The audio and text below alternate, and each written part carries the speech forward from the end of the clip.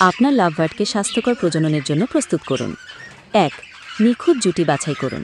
কমপক্ষে ৮-১২ মাস বয়সে সুস্থ এবং পরস্পরের সাথে বন্ধন তৈরি করা জুটি বেছে নিন। ২.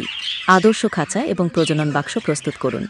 কমপক্ষে ২.৫ ফুট লম্বা খাঁচা এবং একটি কাঠের প্রজনন বাক্স ব্যবহার করুন, যার ভেতরে নারকেলের ছোবড়া, খড় এবং তুলার ব্যবস্থা রাখুন।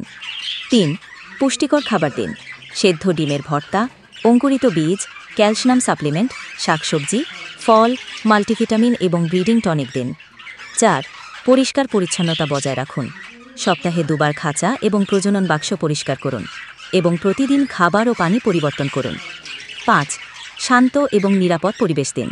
শব্দ, অতিরিক্ত আলো এবং মানুষের ভিড় এড়িয়ে চলুন এবং গরমকালে ছায়া এবং বর্ষাকালে শুকনো জায়গা নিশ্চিত করুন।